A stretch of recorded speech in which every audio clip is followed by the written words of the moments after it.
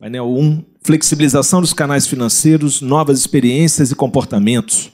Para mediar esse painel, por favor, professor Daniel Souza, nosso grande especialista e parceiro.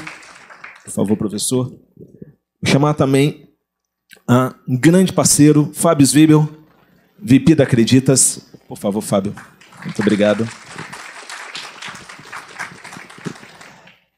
Cristiano Rocha, não sei se já chegou, acho que ainda não. Cristiano Rocha da BizCapital está chegando. Assim que ele se posicionar, a gente coloca ele no palco. Pegou um trânsito. Aliás, o trânsito hoje não estava fácil. O trânsito do Rio já não é fácil, mas com tudo o que aconteceu de manhã cedo, vamos dar um desconto. Grande amigo, grande parceiro também do IBMEC, Eduardo Diniz, diretor-presidente do Sicoob, RJ. Chamar também o queridíssimo Daniel Costa, sócio fundador da Mercatório, Fintech, de Precatórios. E a Cristiane Belotti, queridíssima, head de marketing da Orama.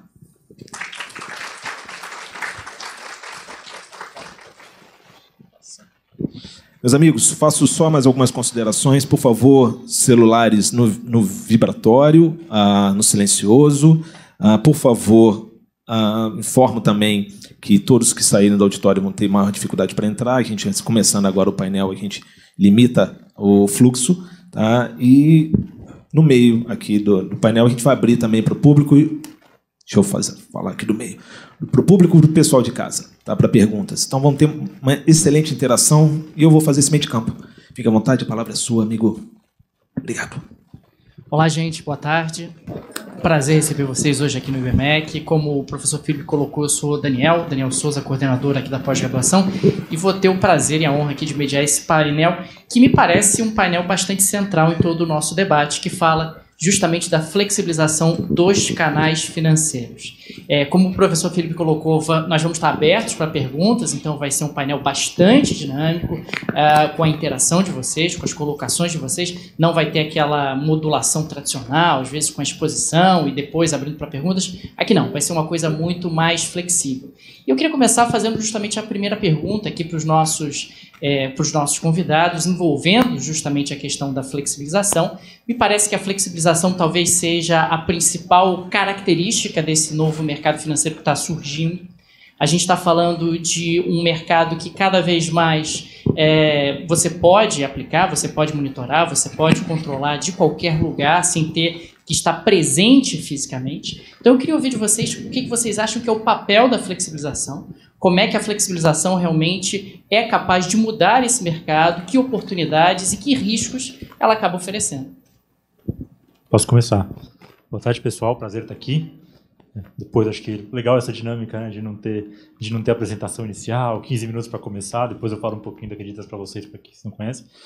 Mas acho que é muito legal a pergunta, porque a gente nasceu com um modelo exatamente nesse sentido, né? A gente é uma plataforma digital, 100% digital, não temos agências, e esse é um dos motivos da gente conseguir levar uma disrupção para o mercado. A gente acredita que um dos grandes problemas do mercado tradicional é o alto custo das agências, das estruturas tradicionais dos bancos, das financeiras, das seguradoras, e as novas empresas que surgem já digitais, já com custos mais baixos, já com estruturas mais lean e processos mais lean, e aí conseguem levar essa flexibilização em preço, em produtos para os consumidores. Então, é uma mentalidade diferente dessas empresas novas que nascem já com o consumidor no centro, com produtos desenhados para a necessidade do consumidor e repassando esses ganhos da flexibilização para os preços e para a qualidade dos serviços.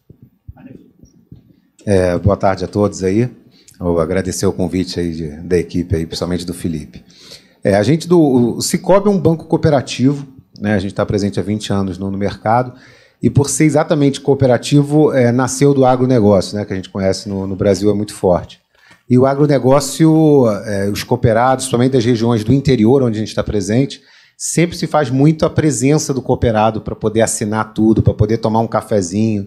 Então, essa flexibilização do Cicobi ela tem sido um grande desafio, porque a gente está tendo que aprender mesmo, apesar de 20 anos não ser tão velho assim, né? Já tinha internet e tudo mais, mas a gente está tendo que aprender que o cooperado não precisa estar mais próximo. Nas nossas assembleias, onde todos os cooperados precisam votar, precisam aprovar contas, a gente já está desenvolvendo um aplicativo para eles poderem participar da assembleia online, fazer o voto digital. O nosso home banking, hoje, a gente tem acelerado muito esse processo de digitalização, e eles conseguem praticamente não ir mais na agência, conseguem abrir conta, conseguem fazer tudo. Então, assim, é um desafio, a gente está cada vez mais aprimorando para conseguir enfrentar esse novo ramo aí. Boa tarde, pessoal. Primeiramente, agradecer o convite. É um prazer estar aqui falando para vocês, participando desse painel. No Mercatório, a gente trabalha basicamente com precatórios. Só fazer uma breve explanação. Precatórios é um título do governo depois de um processo judicial. Então, se você processar o governo por algum motivo, o governo não te paga na hora. Você entra numa fila e vai receber depois de 10, 15 anos. Aí tem fundos de investimento e bancos que compram esse título pagando um valor menor para receber no futuro. O que a gente está fazendo de forma para flexibilizar e ampliar o conhecimento nisso? A gente criou um blog que chama Meu Precatório, que ele é mais voltado para quem é o dono do precatório. Nesse blog, a gente disponibiliza informações sobre todas as informações necessárias para o credor ficar sabendo mais sobre o seu precatório. Então, muitas vezes, o que acontece é que depois de 10 anos depois do processo, o credor, o dono do precatório, ele não tem nem contato mais com o advogado. Ele fica meio que perdido. Ele não sabe o que está acontecendo. E aí, nesse blog que a gente tem, a gente responde todas as dúvidas das pessoas e ajuda elas a acompanhar o processo delas. Assim, elas não ficam dependendo de advogado e da justiça brasileira. Porque, se entrar no site do tribunal, por exemplo, é um site totalmente rígido, não dá informação sobre praticamente nada e a pessoa fica sem saber o que fazer. A gente tenta, dessa forma, auxiliar ela a conseguir informação e, com isso, não ficar dependente de outras pessoas. A gente empodera o dono do precatório. Bom, boa tarde, gente. Falando um pouquinho do que a gente vem fazendo na Orama. A Orama é uma plataforma online de investimentos que está há 8 anos no mercado. E há 3 anos atrás, a gente lançou a nossa plataforma White Label, porque a gente acredita que primeiro, você tem que ter transparência, independência com o parceiro, e que investimento já não é uma coisa fácil de se falar e também não é uma coisa simples e natural para o brasileiro. O quanto a gente conseguir disseminar para investimento estar em qualquer lugar que a pessoa esteja e faça parte da rotina dela, faz parte do nosso objetivo. Então, a gente fez uma plataforma onde a gente consegue entregar para agentes autônomos, para gestores, consultores, DTVMs e financeiras, um white label que não necessariamente carrega a marca da Orama. A gente tem a nossa marca exposta de acordo com os órgãos regulamentadores e a gente veste a plataforma com a cara do parceiro. Então, a gente valoriza a marca do parceiro. O parceiro pode selecionar quais são os produtos que ele quer distribuir para os clientes. Ele pode selecionar qual é a campanha de marketing que faz sentido, qual é a forma de comunicação que faz sentido ali para os clientes dele. E isso trouxe uma independência para dentro do mercado. Ouvindo aqui todos vocês falando sobre a realidade de cada mercado que vocês atuam, uma coisa ficou muito clara para mim, que perpassa todos eles, que é justamente como esse mercado está se tornando mais dinâmico, com custos menores, custos fixos menores e, consequentemente, mais elástico. Isso oferece oportunidades de expansão muito mais acelerada, oportunidade de expansão muito mais acelerada, que também pode trazer alguns problemas. Então, a minha segunda pergunta para vocês seria na linha da questão da regulação. Quer dizer, como é que vocês enxergam a regulação daqui para frente? Me parece que talvez a regulação tradicional do mercado de capitais, ela não tenha capacidade justamente de abarcar, de acompanhar todo esse processo acelerado de evolução que a gente está tendo com as fintechs. Como é que vocês enxergam essa regulação? Para onde ela deve caminhar? Qual o papel realmente das fintechs e toda a sua flexibilidade em participar desse processo de regulação para tornar o mercado seguro e com oportunidades de expansão bastante aceleradas? Já existe um movimento muito claro, principalmente dentro da Anbima, da CVM, de alcançar a velocidade da evolução e de conseguir entender como é que o mercado está se formando, porque não só o mercado está mudando, o público também está mudando, e muitas vezes a gente tem algumas barreiras até para criar uma comunicação mais fácil, mais simples, que a pessoa possa entender por regras que já existem há muito tempo e não se adequam ao mercado atual. Então, já está havendo, sim, esse movimento, talvez não na velocidade com que as empresas hoje gostariam e como dentro de cada uma das fintechs que estão trabalhando dentro dos seus escopos, das suas verticais, estão trabalhando, mas eu acho que já está havendo um movimento, sim, de modernização da regulamentação. Eu acho que a gente tem um caso super recente de um envolvimento positivo do Banco Central. Então, mais ou menos 3 anos atrás, o Banco Central nos procurou, né, Acredita especificamente, e outras fintechs do mercado de crédito através da associação, né, a gente tem a ABCD, Associação Brasileira de Crédito Direto, e procurou para aprender. Né, então, todo mundo ficou meio surpreso, o Banco Central está chamando a gente, e quando chegaram lá, um monte de gente do Banco Central falou assim: a gente quer ouvir, o que vocês precisam? Como é que a gente faz para acelerar a inovação no mercado? Como é que a gente faz para desenvolver esse mercado? E eles construíram, junto com as fintechs, a 4 mãos, uma nova regulamentação que saiu em abril do ano passado, que criou 2 novos tipos de instituições financeiras, né? Uma chamada SCD e outra chamada SCP. SCD para Sociedade de Crédito Direto, para fintechs emprestarem para as pessoas, e SCP para o peer-to-peer, né? Para fintechs intermediarem as operações peer-to-peer. A gente já estava super pronto para tomar esse passo, então a gente foi uma das primeiras fintechs a pedir a licença e a receber a licença, e essa proximidade com o Banco Central continua. Então agora você vê várias iniciativas de sandbox de regulação, chamadas públicas. Então sim, tem uma diferença de velocidade, claro, né? Em geral o poder público ele vem atrás, né? Ele demora um pouco para reagir, e no começo ele reage de uma forma mais restritiva e depois vai abrindo, isso é natural, mas acho que os reguladores estão muito próximos, entenderam que o mundo não vai parar para esperar, então eles estão próximos para entender o que faz sentido e o que faz sentido, e tentar ajudar, né? Tentar ajudar com regulação ou com, pelo menos, saindo do caminho em algumas situações e simplesmente protegendo. E tem situações que tem que proteger mesmo, né? Você vê pirâmides financeiras em alguns mercados, você vê operações não tão bem estruturadas em outros, então esse é o papel do regulador de proteger os investidores ou os consumidores. Mas a nossa experiência ela é muito positiva, de trabalhar junto, pessoas excelentes, super preparadas, e que trabalhando junto com os empreendedores do mercado conseguem agilizar um pouco as mudanças. A gente teve uma experiência bem interessante em 2011, se não me engano, de uma fintech aí que muitos consideram foi a primeira do Brasil, a Fairplace, que até nos procurou na época tentando usar, né, a nossa autorização do Banco Central e tal para a gente poder fazer a intermediação dos recursos peer-to-peer, né, de empréstimo pessoas a pessoas. Era um marketplace de empréstimo entre pessoas, copiando o modelo do Lending Club, lá dos Estados Unidos, que teve um IPO aí, enfim, foi super bem sucedido.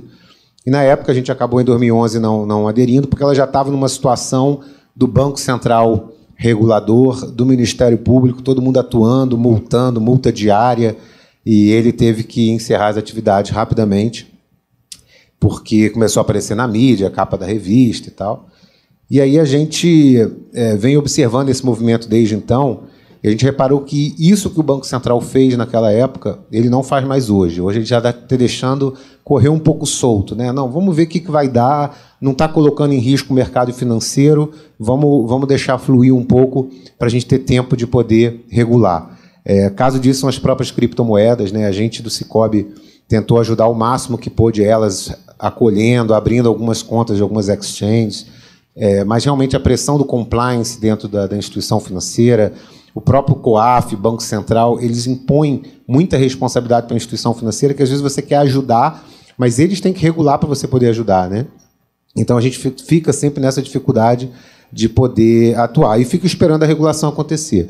O que eu acho só que é importantíssimo, a regulação, eu acho que esse movimento do Banco Central, eu sou conhecido de várias fintechs, eu tenho escutado muito deles falando que o Banco Central está ligando para eles, está ligando mesmo por telefone, querendo escutar o modelo de negócio, o que eles fazem, o que eles precisam, para poder melhorar esse sentido. Me preocupa um pouco você não ter uma inovação, você acaba inibindo essa inovação do mercado financeiro por causa dessa regulação. A gente vê em alguns outros países que a inovação é mais disruptiva no setor financeiro, pois são menos regulados. Aqui as pessoas, os empreendedores, que a gente fala que é grande diferencial de fintech é assumir risco, né? Ser rápido. Aqui a gente vê que eles ficam um pouco receosos em virtude disso, e o Banco Central acaba querendo agora, com parte de pagamento instantâneo, atribuir alguns padrões, né? O que pode ser aceito, o que não pode, Open Bank, o que pode, o que não pode. Então, isso acaba reduzindo um pouco a sua esfera de inovação, né? Por um outro lado, é bom que você cresce organicamente, mas quando você cresce organicamente, você acaba perdendo um pouco essa flexibilidade. Mas, de uma maneira geral, tá indo bem. Um movimento que eu vejo acontecendo, principalmente nas startups que estão mais começando, é fazer, não se preocupar com o que está fazendo e, se vier alguma regulação posterior, se adequar a ela. Então, assim, pelo menos no nosso exemplo, a gente faz robô para vasculhar site de Tribunal de Justiça. Então, eu não sei ainda se isso é legal ou se é ilegal, porque não tem nada falando. Então, a gente está fazendo até que algum ponto fala assim, você não pode fazer isso. Aí a gente vai tentar se adequar e ver o que fazer. Outra parte de regulação que tem ocorrendo, que tem alguns setores que não se sabe ainda quem que deve tomar conta, se é a CVM ou se é o Banco Central. No meu mercado de precatório, por exemplo, eu não sei se uma tokenização de precatório deve ser regulado pela CVM, pelo Banco Central, ou se nenhum tem que regular. Atualmente, ninguém regula. Há discussões, alguns dizem que a CVM tem que entender isso como um valor mobiliário, outros acham que não tem. Por enquanto, continua sem nada e as pessoas vão fazendo. Eu não sei até que ponto isso vai ser assim e se isso é sustentável também. Eu acho que a demora talvez é um pouco prejudicial e gera insegurança para o empreendedor também. Às vezes ele fica receoso de tomar alguma multa por conta de uma atividade dessa.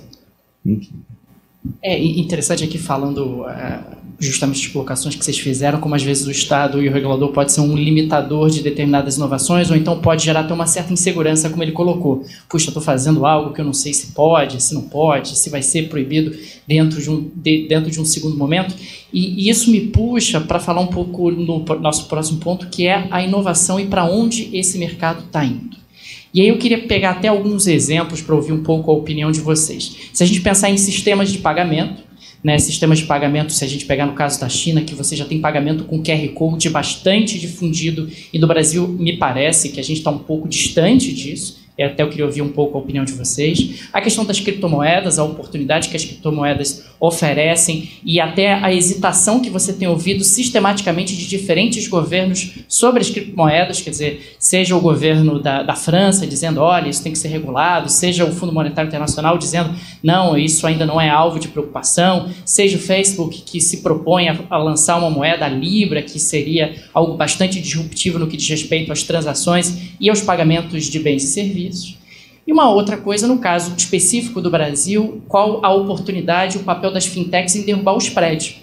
A gente fala tanto no Brasil de um spread elevado, e um dos elementos, claro, do spread elevado no Brasil tem relação direta com a concentração bancária. A gente tem um mercado extremamente concentrado. Então, em linhas gerais, eu queria ouvir um pouco de vocês sobre inovação, tendências para esse mercado, mas mais especificamente aplicado ao Brasil e à realidade brasileira. Se a gente tem uma tendência a diminuir realmente essa distância que existe em outros países ou não, qual é a visão de vocês em relação ao futuro? A minha opinião, assim, no Brasil são mais de 40 milhões de desbancarizados, né? Então, essa enxurrada de banco digital que está nascendo por aí, ela é bastante importante e relevante para dar o primeiro passo para o desbancarizado começar a ter um cartãozinho, mesmo que pré-pago, poder pagar uma conta usando um celular. É bastante interessante essa evolução da inovação que a gente tem visto. Com relação ao pagamento instantâneo, a gente não está tão longe assim. A gente já esteve mais longe. Eu estive na China em 2017, quando eu fui realmente, assim, foi uma coisa que você volta achando que tem anos-luz, mas a tecnologia hoje tem isso de bom, né? Quando você resolve fazer, você faz rápido. E a FEBRABAN, o Sicoob participa muito das reuniões com a FEBRABAN, está tentando definir o melhor modelo de adoção dos bancos. A parte ruim é que quem acaba comandando e liderando a FEBRABAN são os grandes bancos, então eles acabam demorando um pouco a avançar, não por uma limitação técnica, mas sim talvez por estratégia de eu tenho que sair, tipo, a adquirência está ameaçada, não está. Então, como que eu vou fazer pagamento instantâneo se, né, os grandes bancos são donos das maiores adquirentes? Então, se mexer, proteger a base. Né? Exato. Então, é um jogo de xadrez, realmente, onde a gente pode avançar sem nos prejudicar. Mas eu acho que são duas grandes oportunidades. O Sicoob está bem avançado, tanto em pagamento instantâneo. O Banco Central agora, recentemente, soltou, se não me engano, não sei se foi um comunicado, uma consulta pública, já falando que o pagamento instantâneo não vai ser em blockchain, porque tem que ter uma base centralizada, né? Então você acaba falando, todo mundo já estava achando que é blockchain, mas ele voltou atrás para a regulação, que eu acho muito importante.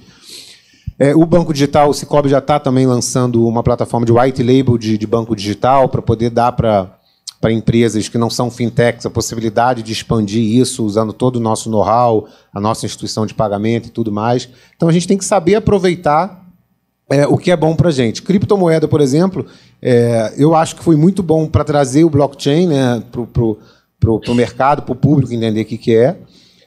Não nos afetou nada, por enquanto. Eu acho que ainda tem muita coisa para acontecer para a gente poder ver aí o que vai acontecer. Na parte de criptomoeda, a regulação se torna um problema. Eu, particularmente, quando eu comecei a investir em criptomoeda, eu era totalmente contra a regulação. Eu achava que não tinha que regular ia atrapalhar. Toda vez que saiu uma notícia de regulação, as criptomoedas caíam de valor. Aí hoje você vê agora, por exemplo, com a Atlas e outras empresas de criptomoeda que a regulação é benéfica. Você vê esses golpes que vêm acontecendo constantemente, as pessoas somem com o dinheiro das pessoas e nada acontece, pelo menos no Brasil. Eu acho que nesse ponto seria essencial. Em relação ao meio de pagamento, o oligopólio no Brasil, né? Foi essencial o oligopólio e a grande regulação sistêmica e prudencial que tinha aqui para a gente não ter os efeitos da crise bancária como teve em 2008 nos países da Europa e dos Estados Unidos. O Banco Central, nesse ponto, eu acho que teve uma atuação positiva em regular bastante nosso mercado financeiro. Isso decorrente das outras crises que a gente veio tendo, né?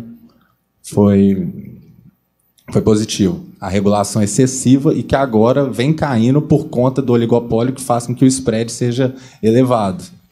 Aí é uma balança. Às vezes você perde de um lado para poder ganhar de outro. Eu posso falar bastante da parte do spread bancário, porque esse é o nosso dia a dia, né? Então, contando um pouquinho de história, a nossa empresa foi fundada em 2012 com essa missão, né, de reduzir os juros no Brasil, reestruturar o endividamento das famílias, né? Mudou alguma coisa de lá para cá, mas não tanto. Então, para quem não conhece os números, o spread bancário no Brasil é, na média, uns 30%.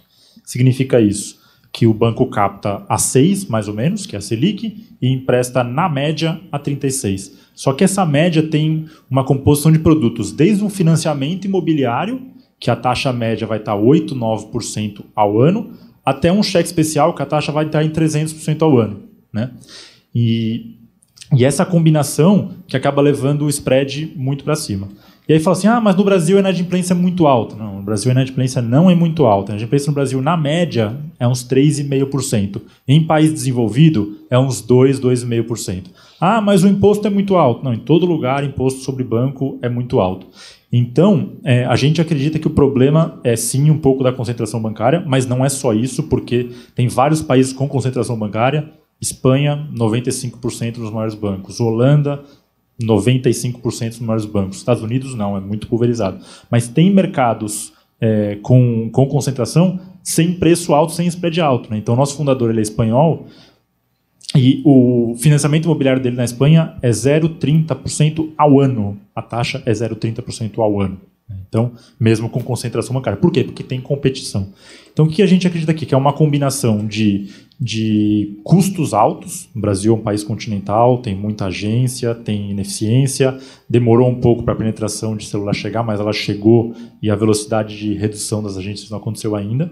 Então, esse é um fator importante. Mas o principal deles, a gente acredita, que é o mix de produtos. Então, o Brasil tem uma concentração muito grande de produto ruim, né? O cheque especial, o cartão de crédito, empréstimo pessoal, com taxas altíssimas, uma proporção desproporcional que a gente brinca, né? Então, enquanto no Brasil o financiamento imobiliário, que é o melhor empréstimo, todo mundo que quer comprar uma casa deveria ter um financiamento imobiliário. Ah, mas eu tenho dinheiro para pagar. Fica com o seu financiamento imobiliário.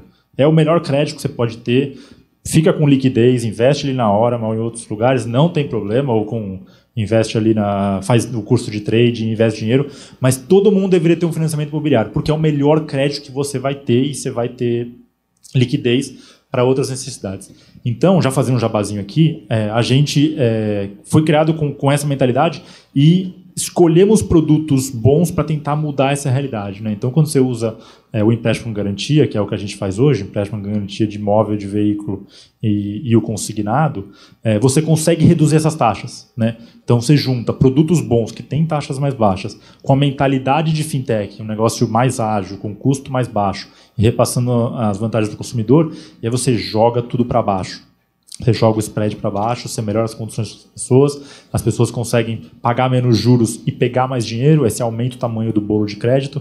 Então, você transforma um ciclo vicioso, né, que é o do cheque especial, do cartão de crédito, as pessoas endividadas, todo mundo conhece aquele tio que perdeu tudo na vida porque se enrolou no cheque especial.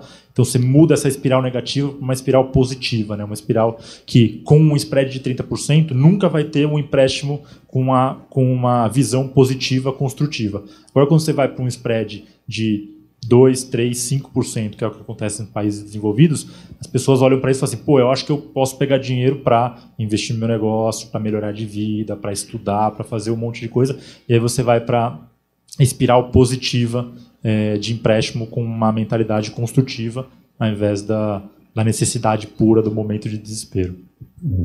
Tem um fator que contribuiu nos últimos governos também para o aumento desse spread, que foi o fato do BNDES emprestar dinheiro para grandes empresas com juros muito baixos. Então, o BNDES ele pegava dinheiro do Tesouro Nacional via emissão de títulos, que na época pagava Selic 12% ao ano, do Fundo do Amparo do Trabalhador, emprestava para OAS, as empresas famosas aí, a 4% ao ano. E ficava um gap aí de 8%, 10%, que era ônus de toda a sociedade brasileira de pagar, e as médias empresas não tinham acesso ao BNDES. Então, elas recorriam aos bancos privados, e os bancos privados, como essas empresas têm um risco maior do que as grandes empresas que pegavam no BNDES, tinham que cobrar um valor maior para conceder o empréstimo. Bom, pegando o gancho, existe muito produto ruim também para investimentos. Então, quando você fala de cobrança, por exemplo, de taxa de administração de fundos, que tem uma grande concentração de dinheiro em fundos DI, com taxa de administração de 4%, 3%, quando a gente vai falar de cripto, ainda tem um caminho muito longo para seguir para a pessoa investir certo. De quem investe, 88% ainda está na poupança. Então, é óbvio que a gente sempre olha o que está acontecendo no mercado, as inovações, novas moedas, mas a gente tem uma missão anterior que é uma mudança cultural. Então, assim, a Orama nasceu taxa zero e a gente recentemente lançou um fundo DI com taxa zero. Na ideia de falar assim, olha, tem um aqui que é taxa zero, vem aprender a investir melhor. Porque, assim, a concentração de investimentos em fundos DI, em poupança, mostram quanto a gente ainda precisa ralar muito para conseguir chegar e falar assim, vamos falar de cripto com o grande público, vamos realmente, já rompemos todas as barreiras e vamos evoluir. Investimentos já tem um caminho muito longo a ser traçado. É curioso isso também, porque no Brasil tem mais investidor de criptomoeda do que na Bolsa, né? mas continua sendo massivamente concentrado na caderneta de poupança, Exato. o que é algo inacreditável se a gente pensar em cultura financeira e cultura do poupador. Agora eu queria lançar mais um tema para debate e, na sequência, abrir espaço para perguntas de vocês. Então, enquanto eles respondem aqui o nosso próximo tema, eu queria deixar espaço aí para que as perguntas fossem levantadas e, consequentemente, a gente tornasse aqui o nosso debate hoje um pouco mais dinâmico. O próximo tema, e até pegando o gancho dela, eu quero falar sobre consumidor. O consumidor brasileiro. A gente está falando de um Brasil que nos últimos 30 a 40 anos trocou de moeda 6 vezes. Um Brasil que já teve sequestro de liquidez. Um Brasil que é pouco bancarizado. E eu quero saber um pouco da opinião de vocês, qual é o papel dessa flexibilidade e das fintechs em moldar essa cultura dos brasileiros. Brasileiros que são tão avessos a poupar, que têm níveis de poupança em proporção do PIB baixíssimos, brasileiros que não aproveitam taxas de juros muitas vezes elevadas para aplicar no mercado financeiro, ou mesmo não aproveitam oportunidades no mercado de renda variável. Eu queria ouvir de vocês um pouco qual é o papel da flexibilidade, qual é o papel das fintechs na mudança cultural do Brasil, para que nós possamos amadurecer com o país no que tange ao mercado financeiro. No nosso caso de fintechs, a gente vê muito, acho que o grande diferencial que trouxe é realmente a experiência do usuário, né? Elas focam bastante nisso. Hoje, o mercado tradicional de banco, a gente tem um grande desafio, porque no Sicoob a gente é um banco cooperativo, não dá para fugir, porque a gente acaba sendo um banco, mas nesse modelo de não ter fins lucrativos, o objetivo é atender o próprio cooperado, né, que é o consumidor final, mas a nossa mão de obra acaba sendo os bancários, né? Você tem que pegar a mão de obra pronta no mercado. Você tenta capacitar, treinar, mas na velocidade de crescimento, o Sicoob dobrou de tamanho a cada 5 anos, né? A gente cresceu bastante, aí 20 vezes nesses últimos 20 anos. E o nosso grande desafio com relação ao consumidor é passar essa mesma experiência que ele tem com as fintechs para dentro de casa, né? Ele hoje não tem ele em banco ele fica ligando para o gerente, correndo atrás do gerente, mandando WhatsApp, mandando e-mail, ficando nas filas para poder falar com o gerente. Quando nas fintechs ele tem um chat que ele consegue ele não consegue falar mal, gritar com o gerente, mas que ele vai fazer uma caixa letra alta, né? Tipo, dizendo que está chateado. E na agência ele chega quebrando tudo, né? De vez em quando a gente vê esses vídeos. Mas a gente tenta pegar essa forma de resposta rápida que as fintechs estão usando para atender o consumidor com o respeito que eles merecem, porque eu brinco que em banco só funciona a ouvidoria, porque você ganha um chamado e você tem 10 dias para responder. E nas fintechs, todo chamado que você abre, né, você tem um canal único, que é o chat, e todo o atendimento gera um chamado e que ele tem que ser respondido, né, que é diferente num banco que você acaba indo para o WhatsApp do gerente, para o e-mail do gerente. Então, são multicanais que dificultam muito um bom atendimento. Eu brinco que todos os bancos são excelentes, gente. O problema é o gerente do banco, né? Às vezes o cara fala, o Itaú é ruim, Bradesco. Eu falei, gente, todos os bancos são super líquidos, têm ótima tecnologia, têm home banks competitivos. Agora, se o teu gerente vai lutar por você, vai tentar uma taxa mais baixa, vai te indicar o melhor produto de investimento, é muito do gerente. E as fintechs já tiram um pouco esse poder do gerente e elas já conseguem centralizar e dar um padrão que a gente não consegue ter. Então, esse perfil do consumidor, para a gente, é cada vez mais um desafio. O Sicoob está sempre próximo, né? A gente tem essa vantagem o nosso spread é baixíssimo porque você conhece bastante seu cliente, então você consegue dar um atendimento, entender a necessidade dele. A gente tem uma pegada de cooperativa que é bastante relevante. Mas eu acho que eu respondi, né? Tá? Beleza. Há 10 anos atrás, eu lembro que um dos grandes projetos que eu fiz foi a URA de autoatendimento, que hoje em dia primeiro que é muito mais fácil fazer, e segundo, também não significa muito para gente que está o tempo todo querendo atender o cliente mais rápido, ser mais humano. Acho que o grande desafio é como é que a gente usa os robôs, a inteligência artificial ao nosso favor para ser mais humano dentro desses canais. Mas é clichê, todo mundo fala, mas é o cliente no centro, é ele que manda, é ele que dita como é que vai ser a experiência que ele vai ter, que é a experiência que ele quer, é ele que vai dizer se o meu portal foi desenvolvido da forma que vai fazer ele comprar mais ou comprar menos, ele investir melhor ou não. Então, esse é um trabalho que a gente tem muito forte. hoje a gente tem atendimento presencial muito pouco, porque a gente já nasceu digital. A gente tem chat, e-mail, telefone, é muito forte em redes sociais, né, no atendimento em redes sociais, com um SLA muito baixo. Então, a gente tem que atender o cliente muito rápido, mas acho que o principal nisso tudo é a transparência. É a transparência para dar todas as informações. A gente montou um portal onde o gestor de fundo ia lá e contava qual era a estratégia do fundo dele, onde todas as taxas estavam na cara dele. Então, isso daí vai mudando a forma como a pessoa se relaciona com aquele assunto. E o consumidor está mais exigente. Ele quer mais velocidade, ele quer mais estabilidade, ele quer mais transparência, um relacionamento mais próximo. Então, ele quer chegar ali e ele vai saber que ele tem uma pessoa ou um robô que pareça uma pessoa para conversar. Principalmente quando você fala de dinheiro, de guardar o dinheiro dele, ter a questão do humano é muito importante, ainda é muito importante. A gente começou digital, mas a gente viu que era importante ter um relacionamento, ter os assessores internos ali trabalhando. Então, hoje a gente tem as nossas pesquisas, a gente trabalha com o NPS, a gente está sempre sendo drivado pelo NPS, pela forma como o cliente está vendo a experiência que a gente está proporcionando para ele. É interessante, né? Porque a experiência do cliente, sim, é o que todas as fintechs, todas as startups em geral já nascem com essa mentalidade diferente. Só que o papel do gerente é super importante quando você pensa que hoje está cada vez mais complexo, né? Tem mais produtos, tem mais informação, as pessoas têm menos tempo para analisar as coisas. Então, é engraçado, né? Tem um mega portal com cada gestor podendo explicar o seu produto, só que tem tanto produto que não dá tempo de olhar o portal, né?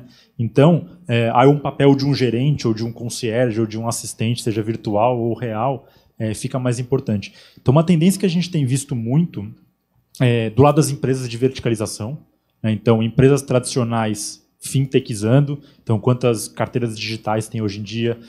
Cada um citou o Mercado Livre, criou o Mercado Pago, a Americanas criou a AMI, tá todo mundo, a Casas Bahia criou o Bank, cada um está criando o seu banco digital ou carteira digital para verticalizar no lado da fintech, e as fintechs verticalizando para os entornos dos seus produtos, né? Então, a gente está fazendo a mesma coisa. O produto vai virar commodity, né? O produto financeiro comoditiza, porque a tecnologia fica tão boa e os mercados de capitais ficam tão eficientes e as pessoas no mercado estão tão preparadas que o produto simplifica, o produto comoditiza. Então, quando você pensa para frente, como é que você resolve o problema do cliente de verdade, né? E não dar um produto para ele que é muito bom, mas que ele tem que identificar a forma de usar. Então, o nosso produto ele é muito bom, só que ele é complexo. Então, não adianta eu falar assim, olha aqui, está o melhor empréstimo do mercado. O cliente fala assim, mas o que eu faço com isso? Quando eu explico para ele tudo o que ele pode fazer com esse produto, ou quando eu descubro de alguma forma, ele me dizendo, ou eu aprendendo através de informações, através de parcerias, a necessidade do cliente, e eu de verdade resolvo o problema dele com um produto financeiro viabilizando, né? Então, no meu caso, eu evoluo de um provedor de produto financeiro para um provedor de solução para a necessidade do cliente. E para fazer isso, você tem que verticalizar, você tem que fazer mais operações. Então, um exemplo que a gente tem trabalhado, uma necessidade grande dos nossos clientes é reformar os seus imóveis. Então, a pessoa lá não tem 50 mil reais para reformar, mas ela precisa reformar o imóvel dela porque ele está muito antigo, ou porque ela quer vender, ou porque ela quer alugar. E eu vou e ofereço dinheiro para ela. Falo assim, putz, beleza, se me oferecer o dinheiro, você resolveu 1/3 do meu problema. Agora eu tenho que fazer um projeto, tenho que contratar alguém, eu tenho que seguir a obra, esse negócio vai atrasar, depois tem que resolver que atrasou, aí o pedreiro não foi. Assim, e se eu faço para você? Além de te dar o dinheiro, eu realizo o projeto para você, faço a reforma para você, e você não paga hoje, paga isso no futuro. Né? A pessoa fala assim, pô, legal, mas isso custa mais caro? Eu falo assim, não custa mais caro, custa igual, e se bobear mais barato, porque como eu tenho escala e como eu tenho conhecimento, eu faço mais barato que se você tiver que procurar todos os serviços individualmente sozinho. Né? E aí, com essa mentalidade, esse é um exemplo, a gente tem 10 desse rodando em paralelo, é um exemplo de como você evolui. Porque, de novo, as pessoas não têm tempo de fazer as coisas, elas não têm conhecimento para fazer as coisas, tem muita informação disponível, tem muita empresa legal lançando muito produto legal e as pessoas não têm tempo de consumir esses produtos porque o mundo está ficando mais complexo, as informações estão ficando mais abrangentes. Então, acho que a inovação, né, voltando à sua pergunta original, a tendência, não só das fintechs, mas das startups em geral, porque as outras startups se fintechizam e as fintechs se verticalizam para outros lados, é essa, né, de pensar com o cliente no centro, exatamente o que vocês falaram, com a experiência do cliente simplificada, pensar em como resolver o problema dele, né, e não resolver uma parte, resolver o problema inteiro dele, não uma parte do problema. Eu concordo bastante com o que você falou. É exatamente o momento pelo qual a gente vem passando na nossa startup, porque a gente costumava vender somente o produto. A gente vendia dados e informação sobre o mercado. Aí os gestores do fundo tinham que interpretar e ir atrás do dono do precatório para fazer a aquisição. O que eles estão querendo é que a gente entregue o produto pronto. Eles querem um produto com serviço. Eles querem um precatório pronto, a pessoa quer vender, portanto, eu vou pagar tanto. Aí que a gente está tendo que reformular internamente para a gente utilizar toda a informação que a gente coleta para entregar com valor agregado, deixar de ser uma commodity, um dado bruto, para ser um serviço e um valor muito maior para o cliente. Um ponto que eu vejo nessa relação de banco com as fintechs, para remessa de exterior, por exemplo, não dá para criticar os bancos, assim, se bem que dá, mas... mas não é totalmente culpa deles ou culpa do gerente. Existe uma regulação para remessa de divisas para o exterior que determinadas fintechs não cumprem. Tem dólar e real no Brasil aqui, tem dólar e real nos Estados Unidos, o cara deposita real aqui, o outro transfere dólar lá. Para um banco fazer isso não é possível. O banco não pode utilizar a criptomoeda para poder fazer a remessa e converter lá por uma corretora. Então, assim, não dá somente para criticar os bancos, tem que ter todo um entendimento do contexto, da regulação em que eles estão inseridos também. Bom, gente, agora eu queria abrir espaço para perguntas aqui do nosso público. Por favor. Tem algum microfone aí? Opa! Vamos lá? Vou passar aqui. Boa tarde. Sou Luiz Fernando Pessoa, CEO do Distrito de Inovação e Sustentabilidade. Teve um maior movimento de crédito customizado que teve, foi o consignado. Permitiu que os menores bancos conseguissem espaço, nunca conseguiu em períodos anteriores. Tanto que depois eles foram comprados, conseguiram espaço muito grande, aumentaram seus patrimônios exponencialmente. Eu pergunto, naquele momento, eles trabalhavam com correspondentes bancários, eles tinham pastinhas, eles tinham outro momento. Vou emendar duas perguntas que uma liga a outra. Como é que você acha que esse movimento do correspondente bancário hoje, ele ainda vai ter espaço com os bancos? Os bancos ainda vão olhar para ele como um parceiro estratégico? Ou eles vão morrer nesse processo porque a inovação vai ligar o banco ao cliente direto?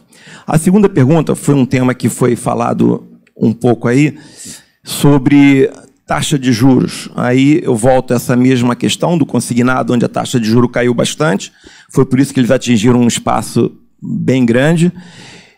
Se o crédito no Brasil também começar a seguir uma linha de customização, olhar cada setor de crédito, também não é um espaço para começar a cair, porque eu vejo que a concentração bancária, ela olha os seus clientes muito mar aberto, todo mundo igual. E se você começar a olhar o crédito do setor do médico, o setor de agrícola, e por aí por diante, porque eles têm comportamento, olhando seus fornecedores, a cadeia produtiva, analisar um comportamento sistêmico. Eu acho que poderia ser um outro movimento para a taxa de juros cair, isso partindo do comportamento do banco. Obrigado. Pode ser. Assim, na verdade, com relação aos correspondentes bancários, eu entendo que eles vão ter que se modernizar e se tornar startups ou fintechs, né?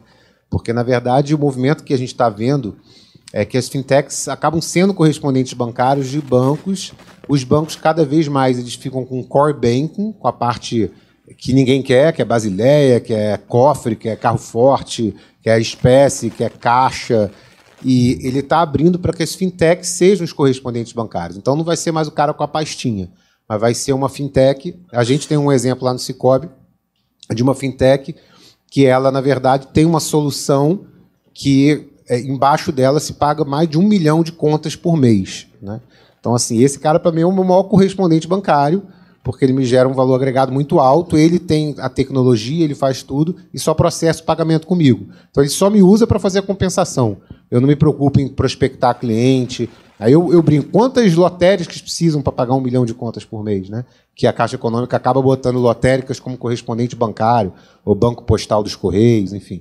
Então, a gente tem uma série de fintechs lá que, na verdade, já atuam como correspondente bancário. O contrato que a gente tem feito com eles para poder dar o cashback, o repasse, a comissão, já é contrato de correspondente bancário. Então, só está se modernizando. Assim. Eu acho que as fintechs não... Você pode perguntar para a maior parte das fintechs se elas querem ser reguladas, se elas querem autorização do Banco Central. Acho que a maior parte delas vai dizer que não, que ela prefere usar a autorização do Banco Central com alguma instituição financeira e ela fazia parte de experiência do usuário. Posso completar essa parte antes de entrar na próxima? Acho que é legal a visão de modernizar. Eu não acho que morre, não, porque o mundo offline não morre. Né? Então, por mais que... E a gente vive muito isso. A gente é 100% digital, só temos escritório em São Paulo, tudo remoto, fala para o cliente por telefone e todo dia alguém vai nas redes sociais ou entra em contato e fala assim, onde que é a agência de vocês em Londrina? Puta, não tem agência em Londrina. Na verdade, eu não tenho nenhuma, sou digital, mas a gente atende o Brasil inteiro. Tá? A gente fala, mas tem gente que não quer. Tem gente que quer o contato pessoal. Então, sim, tem espaço, mas precisa modernizar. Então, no mundo do consignado, por exemplo, foi necessário o uso dos pastinhas para crescer esse mercado, só que, na prática, eles são muito caros. Tem cara que ganha 15%, 20% do valor de crédito como comissão. Isso é muito dinheiro, não precisa custar isso. Mas por quê? Porque ele fica ali na frente da Secretaria de Educação do Estado ou na frente do quartel do Exército, esperando ali com a pastinha, pegando um monte de proposta, depois levando para o banco e cobrando uma fortuna por isso. Quando você moderniza, você faz a combinação, que é o mundo ideal, né? Que é a fintech com a digitalização, com essa mentalidade mais ágil, com um banco forte por trás, processando, mas esse cara fazendo um relacionamento no dia a dia. Então tem espaço um pouco para os dois. Não morre, mas também não pode ficar do jeito que está hoje, cobrando 15%, 20% de comissão no processo. A outra além de correspondente bancário, qual era a outra? Da taxa de juros personalizada, né? Posso falar um pouquinho sim. Disso? Na verdade, a gente lá já tem esse produto. Eu acho que tem algumas startups, algumas fintechs trabalhando em cadeia produtiva, se não me engano. A gente até tem isso, né? A gente tenta sempre abrir desde a fábrica até o distribuidor, até a revenda, até o cliente final. E a gente fala que é um dinheiro verde aí que a gente fornece. Mas é muito manual, concordo com você. Eu já escutei de algumas iniciativas lá fora, principalmente aqui no Brasil menos, chama Supply Chain, né, que é para atender essa cadeia que realmente baixa muito o spread. Então, acho que é um bom mercado para isso. Tem várias fintechs trabalhando nisso, entendendo a cadeia, com o risco, fazendo desconto de duplicata ou antecipação de recebíveis, com o risco combinado, né, de quem está tomando, com quem é o fornecedor. Mas, falando da sua pergunta de uma forma mais abrangente, a personalização é uma tendência natural. As fintechs acabam puxando isso por não ter opção. Né? Então, a nossa taxa hoje é 100% personalizada. Você tem uma taxa diferente da dela, diferente da dele. Porque eu não conheço o cliente, eu não tenho relacionamento com ele ainda. Né? Então, enquanto Itaú, Santander, Bradesco, Banco do Brasil, Sicoob tem milhões de clientes já com relacionamento, cada cliente que entra na minha plataforma, eu estou conhecendo ele pela primeira ou pela segunda vez. Né? Então, eu tenho que fazer a aquisição desse cliente e um entendimento muito rápido do perfil dele para oferecer um produto. Então, nesse processo, eu personalizo, porque eu conecto com um monte de informações externas, eu consulto o score dele no Serasa, eu consulto bases externas, com o Open Banking isso vai aumentar, né? Eu vou ter acesso a mais informações, com o cadastro positivo ajuda bastante também, porque eu vou ter mais informações. Então, quanto mais informação, melhor para personalizar, porque no modelo tradicional, como não tinha tanta competição, tinha uma concentração, você estabelecia a taxa lá, então a taxa desse produto é 4% ao mês. Quem for melhor do que o perfil passa, quem for pior não passa. Né? Um passa ou não passa com o valor travado ali. Com uma mentalidade diferente das fintechs e com mais dados disponíveis, você personaliza. E aí para o banco seguir depois é fácil, porque ele tem muito mais dados do que eu. Todos esses bancos têm infinitamente mais dados do que eu. É só uma questão de mudar a mentalidade de personalizar. Então é uma tendência natural que vai acontecer no mercado. Bom, a próxima pergunta. Oi, maravilha. Eu vou puxar aqui uma pergunta do chat. Daniel Oliveira faz uma pergunta para o Eduardo. Com o avanço da tecnologia, principalmente dos aplicativos digitais, como as instituições cooperativas financeiras irão atuar para se aproximar dos associados? Então, a iniciativa que a gente fez aqui no Rio de Janeiro, a gente montou uma aceleradora de startups, né?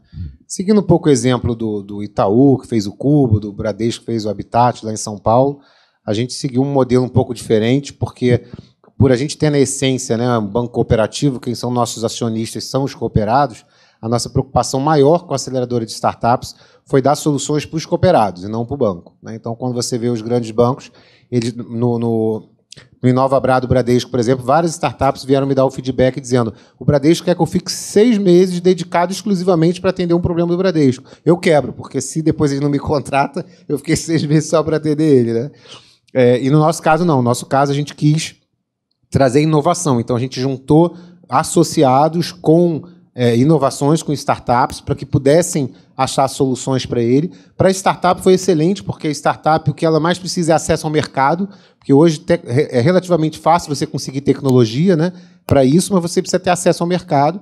E eles usaram o nome do Sicoob para poder se aproximar. Então, uma startup de solução para mercado, a gente foi e buscou o Zona Sul, que é nosso associado, e uma série de rede varejista, a gente foi e buscou algumas lojas varejistas associadas.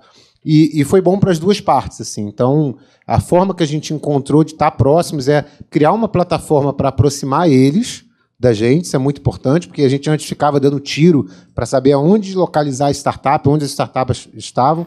Então, a gente fez a plataforma, deu mentoria, deu capacitação, se chama Plataforma Space, e isso fez com que os associados também entendessem o objetivo do projeto e fizessem interação.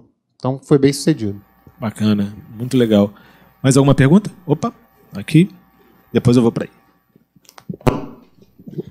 Obrigada, boa tarde. Primeiramente, agradeço ao Felipe essa oportunidade. Eu faço parte da comissão do Sistema Financeiro da OAB-RJ, então é um debate extremamente necessário, principalmente quando visa a democratização do crédito. A minha pergunta é para o Fábio, da Acreditas, porque ele falou sobre a resolução 4656 do Conselho Monetário Nacional, que viabilizou a criação dessas duas novas instituições financeiras, né? Nesse novo cenário, com a sociedade de crédito direto, com a sociedade de empréstimo entre pessoas, você possibilita, desde o Zezinho da padaria, emprestar para os seus amigos comerciantes, não ser enquadrado mais como um agiota, até grandes empresas hoje já sedimentadas no mercado, falo da Acreditas como uma dessas empresas, porque já tem uma confiabilidade. Então, assim, pela sua experiência, a autorização perante o Banco Central, fora o cumprimento necessário dos requisitos da resolução, o histórico da Acreditas fez diferença e o tempo hábil ali para concretizar essa autorização. Obrigada.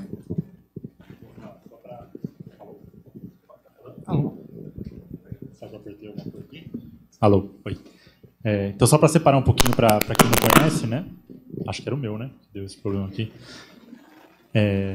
A SCD e a SCP vieram da 4656, eu sou meio ruim de número, então de número de lei, então eu não lembrava, mas é isso mesmo. Já vou falar disso. Tem a outra portaria ou regulação da empresa simples de crédito, né, que permite que qualquer pessoa individual empreste para o comerciante, para pequenos empreendedores na sua região. A gente não está nesse mundo, a gente está no mundo da SCD e da SCP, né? O processo com certeza ajudou o histórico da Acreditas por ter participado do processo junto com o Banco Central, de já ter se preparado muito antes. Então, quando o Banco Central não tinha liberado ainda os detalhes, mas a gente já sabia mais ou menos os grandes pilares, a gente já se preparou do nosso lado com toda a documentação que era necessária. O Banco Central simplificou bastante isso, então não exigia, por exemplo, para um banco precisa de um plano de 5 anos, de um plano de negócio de 5 anos, uma série de outras informações, então ele simplificou bastante para dar acesso. Por outro lado, tem um capital mínimo exigido de R$1 milhão, então não é para qualquer um. Para o nosso caso, já fazia sentido no nosso momento, mas como ele falou, tem vários fintechs que não querem passar por isso e não obviamente precisam, né? Então, sim, muda a estrutura interna, né? Tem mais regulação, tem todo o relacionamento com o Banco Central no monitoramento, no acompanhamento, mas para a gente, no nosso momento, faz sentido. O processo, a gente entrou com o pedido em maio, se eu não me engano, do ano passado, e super colaborativo com o Banco Central, mandava as informações, eles pediam esclarecimentos, nada de outro mundo, até que a nossa licença saiu em janeiro. Então demorou aí seus 6 a 8 meses, normal, e depois, normal dentro do esperado, né? Talvez para a gente demorou até um pouquinho mais do que uma outra pequena que saiu antes que a gente, porque eles eram realmente muito menores, mas atenderam todos os requisitos. E agora, se não me engano, já foram entre 10 e 15 autorizadas entre SCDs e SCPs, porque os advogados que ajudam são os mesmos, né? Os mesmos escritórios já entendem bem do processo de funcionamento. Tinha um aprendizado natural esperado. E depois de concedida a licença, também tem muito trabalho, né? Então tem o trabalho normal desde abrir um CNPJ, se conectar com o SR do Banco Central, estabelecer todos os processos, todos os documentos de reporting, mas, de novo, muito próximo do Banco Central. Por quê? Porque é do interesse do Banco Central fomentar esse mercado. Não sei se eu respondi todas as suas perguntas. Beleza? Bom, Abdul Nasser do Sescop, fazer a pergunta para o Eduardo. Toda vez que a gente tem uma mudança, né, isso gera um pouco de receio, de preocupação no mercado, e as cooperativas elas estão passando um pouco por isso. E aí a primeira questão é, para você, a relação com as fintechs é uma relação de oportunidade ou de ameaça, né? Como você enxerga isso? E uma outra coisa que a gente, dentro das cooperativas, sempre tem, né? É o costume de fazer evento para cooperativista, falar para cooperativista, e esse evento, nossa ideia era justamente fazer o contrário, né? Abrir o leque, tanto para a sociedade saber que as cooperativas também existem nesse mercado, quanto para as cooperativas ouvirem o que está acontecendo. Qual é a relevância desse modelo, como você enxerga isso para o nosso setor? A relevância que você diz do evento. Do evento, certo. Eu sou um grande fã de fintechs, né? Assim, eu, momento algum, dentro do Cicobi, desde 2016, quando eu fui no Vale do Silício lá fazer uma missão, eu voltei com o que estava acontecendo e tentei implantar essa Open Banking, a disponibilização de APIs, a flexibilização dos canais, para poder atender esses fintechs. Então, assim, eu vejo eles como grandes parceiros mesmo. Nas minhas palestras, eu sempre falo muito isso, que eu não vejo como uma ameaça. Pode ser que eu me arrependa no futuro, mas até lá eu prefiro fazer o que eu já fazia, que é o Core Banking, né, e deixar eles trazerem os usuários e os cooperados são grandes geradores de lead, não só de movimentação como cooperados. Então, eu acho que a gente tem que se aproximar deles, sim. É óbvio que assim, o maior receio das grandes instituições financeiras não são com as fintechs, né, pequenas, mas sim com a Amazon, com a Apple, com grandes redes varejistas, que se eles resolverem entrar, na verdade já resolveram, né? Mas se eles resolveram se dedicar e dar foco nesse segmento, aí sim eu acho que vai se tornar uma grande ameaça para a gente. Mas, por enquanto, não, eu acho bacana. E a importância desse tipo de evento é importantíssimo. Primeiro, para a gente, eu agradeço muito o convite, porque assim, eu sei que poucas pessoas conhecem o Cicobi aqui no Rio de Janeiro. O Cicobi é um banco cooperativo. Hoje é o 8º maior banco cooperativo do Brasil, né? A gente só perde daqueles 5 maiores ali. Depois vem o Safra e o Pactual, e depois vem o Cicobi, mais de 150 bancos. As pessoas não têm muito essa dimensão.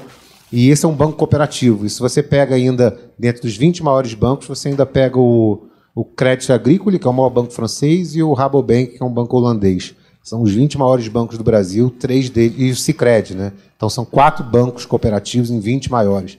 Então, assim, eu acho que as pessoas têm que entender, conhecer um pouco, e principalmente a gente querendo se aproximar da inovação também, com as fintechs, para poder trazer uma experiência melhor, né? Então, o Cicobi está... Hoje o nosso app é o mais bem ranqueado aí, de todas as lojas, tanto da Apple Store como do Google Play. Enfim, agradeço mais uma vez o convite. Maravilha. Eu estou aqui.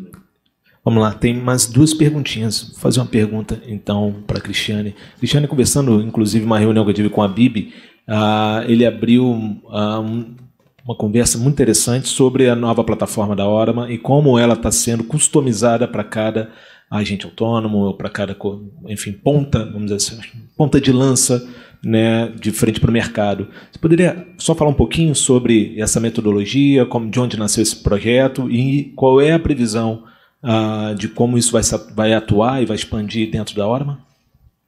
Hoje a gente já tem 300 parceiros trabalhando com a gente. A gente tem uma plataforma White Label que permite que esses parceiros consigam escolher os produtos e distribuir esses produtos através da Orama. Então, a gente tem agentes autônomos, gestores, isso daí, as assets veem isso como um valor, uma forma de entrar diretamente no varejo. Então, a gente tem diversas assets que são nossas parceiras e têm a sua plataforma própria com distribuição da Orama, consultores financeiros, DTVMs, bancos, instituições de pagamento que queiram se conectar e oferecer para os seus clientes um braço de investimentos.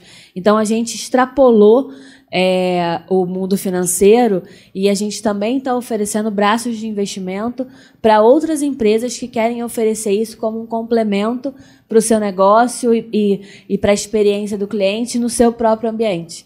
Então, a plataforma ela fica com a parte toda visual na cara do parceiro, ela tem as questões regulatórias, onde eu tenho que dizer que é uma distribuição da Orama, mas a ideia é que a gente consiga manter a experiência que o parceiro tem, que o cliente do parceiro tem, e ele também tem investimentos ali no ambiente dele.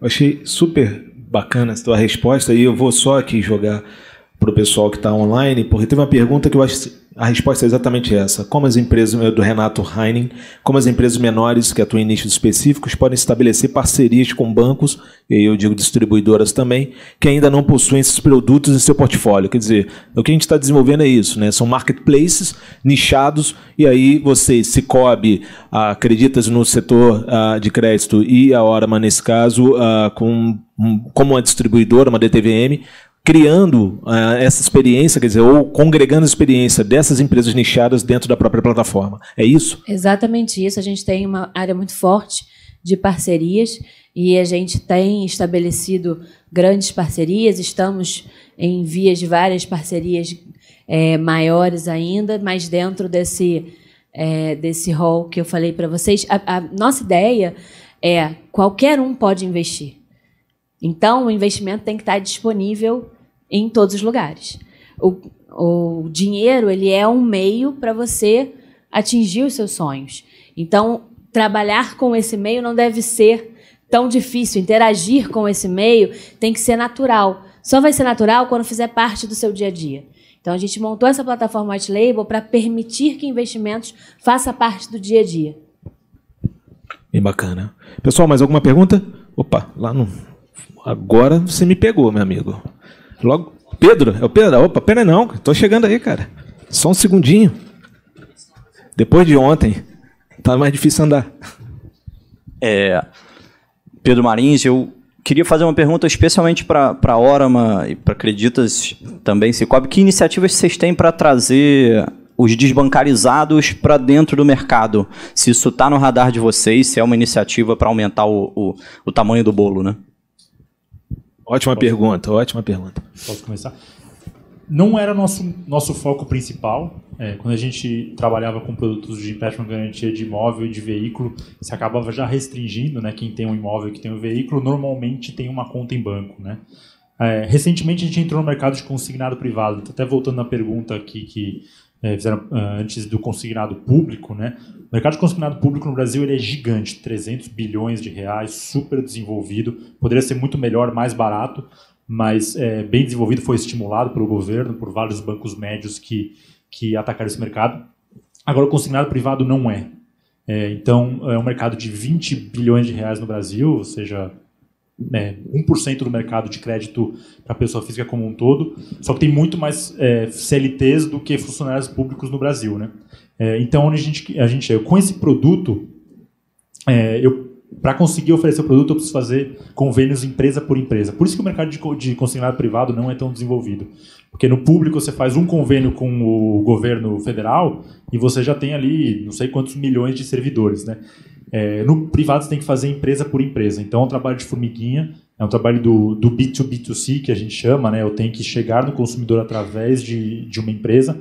Agora, depois que você faz isso, você conseguiu conveniar empresas, e a gente trabalha com empresas de vários perfis de funcionários e de mercado de atuação, aí você chega em alguns bancarizados, né? Então, Por exemplo, eu tenho empresa conveniada de um supermercado médio no interior de São Paulo, que metade dos funcionários recebem dinheiro. Então, o dono do supermercado vai lá, pega no caixa do supermercado e paga o salário para o cara em dinheiro. Pô, esse cara está desbancarizado e ele tem acesso. Ele não consegue pegar o consignado privado comigo porque ele não tem conta em banco para depositar. Eu não posso entregar o dinheiro em cash para ele, né?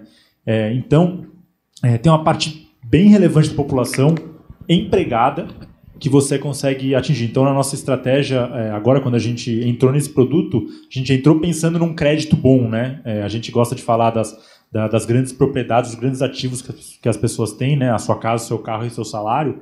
E quando a gente entrou no salário, a gente pensou que era um produto complementar para o nosso portfólio de crédito. E no caminho a gente descobriu que não, que é muito mais do que isso, né? Você pode oferecer vários produtos para o RH, dar de benefício para os funcionários, e um deles é uma conta digital automática para um funcionário que trabalha numa empresa e não tem conta em banco, né? Então, é uma forma de ajudar os bancarizados através das empresas que eles trabalham. Bom, para investimentos você precisa fazer uma transferência eletrônica para poder investir. Então, você tem que fazer uma transferência do seu dinheiro. Eu não aceito dinheiro, depósito em dinheiro, principalmente pela regulamentação. Então, isso daí dificulta bastante. Eu acho que a gente está atuando principalmente nessa mudança cultural de trazer a facilidade de investimentos para quem hoje já está investindo muito mal ou não está investindo, mas já tem uma conta em banco. Mas hoje a gente ainda não atinge esse público por limitações de regulação mesmo. E para complementar aqui, né, para não ficar restrito às nossas empresas, acho que tem muita iniciativa legal de fintech ou não fintech. Então, carteiras digitais, bancos digitais. Só que o que aconteceu até agora é que a maioria dos clientes de bancos digitais, Nubank, Neon e outros que estão surgindo por aí, virou a segunda ou terceira conta de quem já tinha conta em banco, né? Então, não foi atingido ainda o objetivo de ajudar quem não tem. Então, tem muito trabalho para fazer. Às vezes a gente fica concentrado, né, no Rio, em São Paulo, em BH, e os desbancarizados não estão aí, né? Eles estão em outros lugares. Então, para quem quer empreender, tem muita oportunidade. Então, tem um monte de wallet no mercado ainda, mas os desbancarizados não entendem o conceito. Então, se o cara não tem uma conta em banco, ele dificilmente vai ter um wallet da Americanas ou da Casas Bahia só porque ele consome lá. Então, essas empresas estão fazendo iniciativas super legais, vão ter um trabalho de educação muito grande para conseguir converter. E acho que para mim, um exemplo óbvio que surgiu recentemente, que é o Bank aí das Casas Bahia Ponto Frio, ele tem 4, 5 milhões de pessoas com o carnê. E o cara todo mês vai na loja, até o fundo da loja para pagar o carnê, e o cara gosta disso, né? E esse foi um fator crítico de sucesso para essa empresa no passado. Como é que ela converte esse cara do carnê para conta digital? É um mega desafio, mas é uma mega oportunidade de realmente ajudar as pessoas a se bancarizar. Bom, gente, chegou aqui o momento de encerrar o nosso painel. Quero agradecer muito em nome do IBMEC os nossos convidados. Foi muito legal aqui compartilhar esses momentos com eles.